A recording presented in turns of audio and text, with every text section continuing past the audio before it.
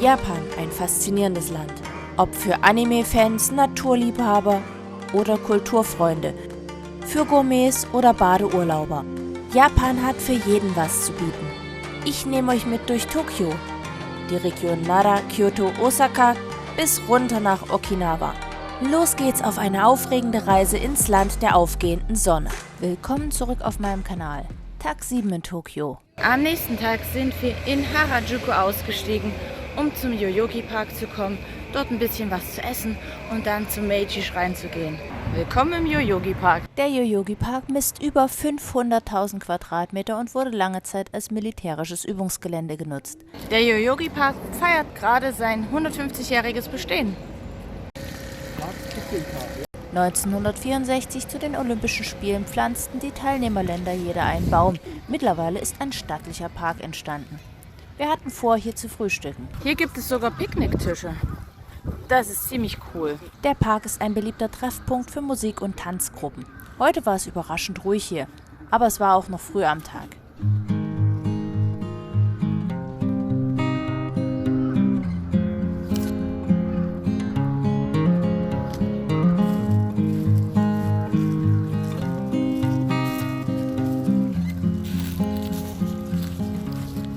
Anschließend ging es zum nahegelegenen Meiji-Schrein. Der Meiji-Schrein ist dem Meiji Tenno und seiner Frau gewidmet. In nur 8 Jahren entstand der 1920 geweihte Schrein. Im Zweiten Weltkrieg wurde er zerstört und mit zahllosen Freiwilligen bis 1958 wieder aufgebaut. Kaiser Meiji verband geschickt die japanische Tradition mit westlicher Moderne und liebte westliches Essen und den Wein. Diese Weinfässer hier hat der Hotelier Herr Sata aus Burgund in Frankreich organisiert. Das ist das zweite Tor vom Meiji-Schrein. Und hier ist deutlich mehr los als noch vor 15 Jahren. Kurzer Rückblick auf meine Studienreise von 2008. Das Thema zu vieler Touristen werde ich in einem ausführlichen Video nochmal besprechen. Lasst gleich ein Abo da, um das nicht zu verpassen. Rund um den Schrein liegt ein immergrüner Wald aus 120.000 Bäumen von 365 verschiedenen Arten. Und das da hinten ist das dritte Tor des Meiji-Schreins. Hier ist die rituelle Handwaschung. Mittlerweile ist das ein beliebter Touristenort. Früher war das hier menschenleer, aber es ist immer noch einer der schönsten Schreine, die Tokio zu bieten hat.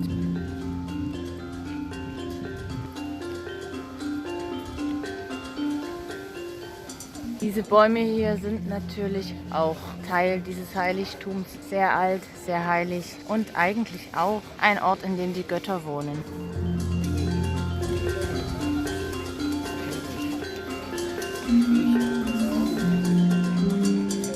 Jetzt sind wir aus dem Touristenabzockebereich rausgegangen. Hier sind noch die letzten Gebäudekomplexe und da geht es schon wieder zurück in den Park. Und der Park vom Meiji-Schrein ist wirklich sehr weitläufig. Und dieser Wald, der so groß ist wie die gesamte Leipziger Innenstadt, Könnte sein, dass das noch ein Teil vom Schrein ist. schirmt den Schrein von dem Trubel ab, dem man in der größten Metropole der Welt sonst so begegnet. Es ist wirklich eine Oase der Ruhe. Im Schreincafé aßen wir dann Mittag. Und wir sind zurück im Yoyogi Park, um noch eine Freundin zu treffen. Da freue ich mich ganz besonders drauf.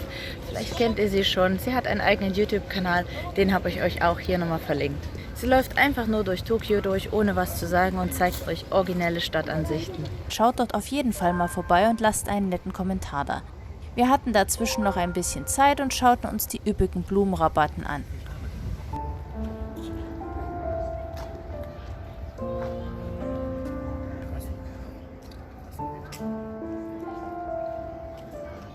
So eine Art Hochbeet gemacht, einfach nur mit ein paar Stöcken. Und Bambus. Die haben sogar einen Preis gewonnen für diesen hübschen Garten. Kann ich mir gut vorstellen. Sieht sehr schick aus alles. Guck mal, das geht hier ab. Oh, das ist ja toll. Das habe ich schon vorher gesehen. Herrlich. Geh einmal drum rum.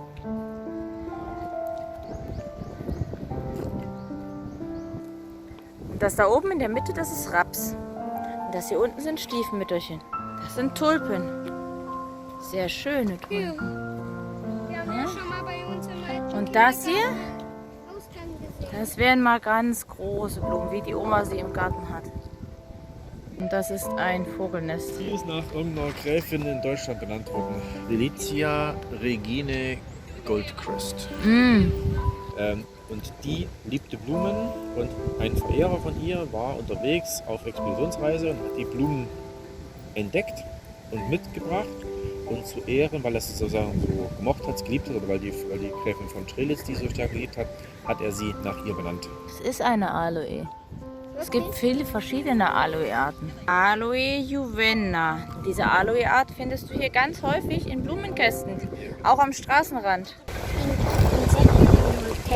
Aber das ist schön, dass die das hier hinmachen. Das ist ganz toll. Das ist ein Olivenbäumchen hier. Das hier könnte Johanniswedel sein. Da drüben könnte irgendeine Melisse sein. Das sind Ziller da hinten. Siehst du die da hinten? Das sind Ziller, die blauen. Ja, das sind. Das ist eine Melisse, ja, genau.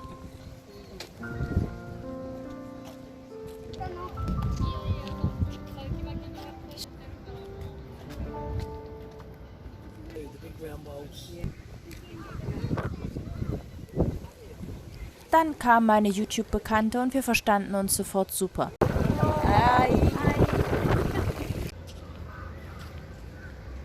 Das hier scheint eine Art Magnolie zu sein. Sehr hübsche Bäume. Wir waren kaum 10 Minuten unterwegs, als wir auf diesen traditionellen Künstler trafen, der mitten im Park eine Show zeigte. Seit 16 Jahren trat er öffentlich mit einem Mix aus Jonglage und traditioneller japanischer Unterhaltung auf. Etwas Zauberkunst war auch dabei. Schaut gerne auf seiner Instagram-Seite vorbei, auf der er auch seine Spraykunst und Street Art zeigt. Den Link findet ihr in der Beschreibung. Und natürlich verdient er mit solchen Auftritten sein Geld. Sorry, for English. Please give me money.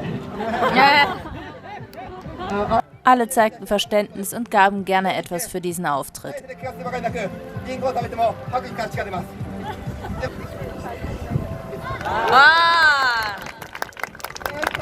Wir schlenderten noch etwas an den Springbrunnen entlang und unterhielten uns lange. Und jetzt geht's nach Shibuya. Der Bahnhof wird gerade unter Vollauslastung umgebaut. In Deutschland undenkbar. Ah, so ne. Da ist Hachiko. And you have to wait in line. Man muss hier in der Reihe anstehen, um das Tier einmal anfassen zu können. Vor 15 Jahren standen wir direkt daneben und niemand hat Schlange gestanden, um Fotos zu machen. Und jetzt hat der Hund sogar eine blaue Schleife um den Hals bekommen und alle stehen an, um Fotos zu machen. Niemand darf da in der Nähe stehen. Das ist ein bisschen anders als damals. Ich zeige euch hier oben mal noch ein paar Bilder, wie es damals ausgesehen hat. Da könnt ihr ein bisschen vergleichen. Also hier hat sich einiges verändert und Shibuya, die ganze Kreuzung, ist zurzeit im Wandel. Man sieht es vielleicht im Hintergrund, da wird viel gebaut. Da wird sich in nächster Zeit einiges ändern, aber was hier in Tokio fantastisch läuft, alle Linien fahren die ganze Zeit weiter, hier wird nichts an Zugverkehr gestoppt, die gesamte Kreuzung wird umgebaut, ohne dass irgendjemand was davon merkt. Der Wind pfiff und wir waren wieder in einem Kneipenviertel gelandet. Wir suchten einen Musikladen. Und für Musikfreunde wie uns ist das hier natürlich ein gefundenes Fressen. Seit 2021 beeindruckt dieses Geschäft nicht nur durch seine Vielfalt an Instrumenten und Zubehör, sondern auch durch seine Atmosphäre. Auf mehreren Etagen gibt es nicht nur Verkaufsräume, sondern auch Veranstaltungsräume, ein Livestream-Studio, Unterhaltungsbereiche und Kunstwerke. Es gleicht eher einem Museum als einem Geschäft und ist offen für alle.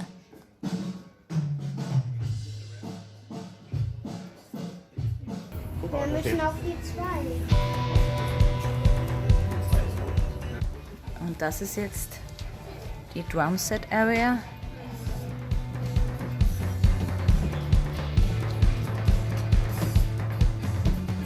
Meine YouTube-Freundin und ihr Mann sind beide im Musikgeschäft tätig und mein Mann war hier voll in seinem Element.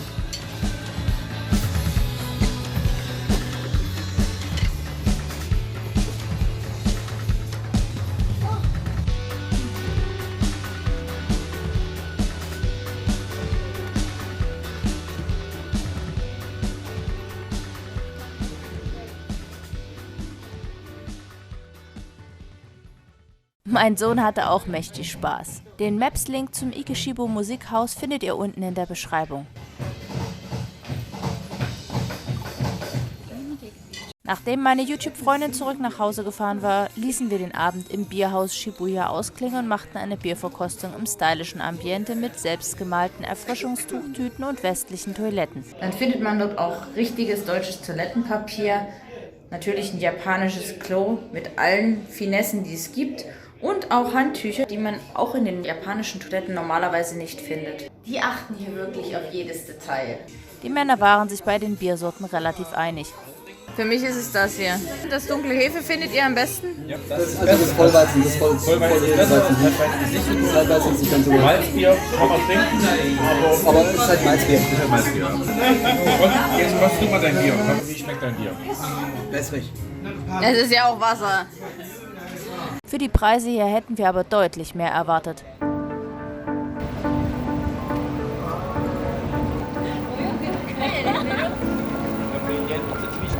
Und nachdem wir in einer deutschen Kneipe noch ein Bier getrunken haben, geht's nochmal an die Shibuya-Kreuzung bei Nacht.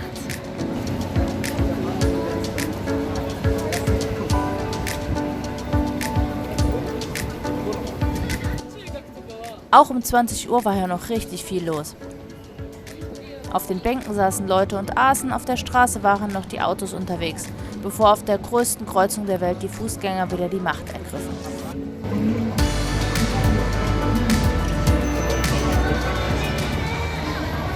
Pass auf, was jetzt gleich passiert.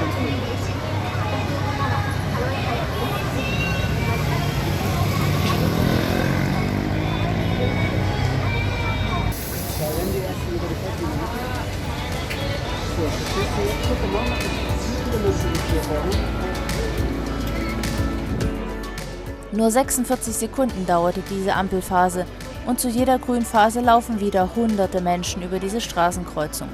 Es ist von außen betrachtet beeindruckend, wie geordnet und gesittet hier alles abläuft. Doch andererseits macht Tokio gerade hier seinem Titel Millionenmetropole alle Ehre und zeigt uns vor allem eine Sache, die uns in den letzten 7 Tagen immer wieder auffiel. In Tokio bist du nie allein, aber häufig einsam.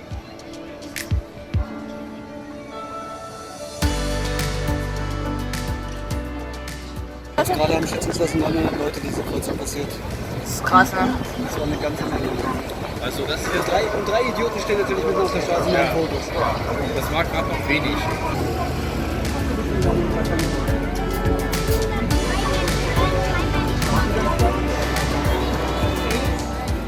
Schließlich überquerten auch wir die riesige Kreuzung und tauchten wieder in die Tiefen des Shibuya-Bahnhofs ein, um zurück zum Hotel zu fahren. Wenn euch das Video gefallen hat, lasst gerne ein Abo da, um den nächsten Teil nicht zu verpassen, denn dann geht's nach Akihabara und in ein Katzencafé. Gebt dem Video einen Daumen hoch und lasst einen netten Kommentar da, das hilft mir sehr. Und damit sage ich ciao, bis zum nächsten Video.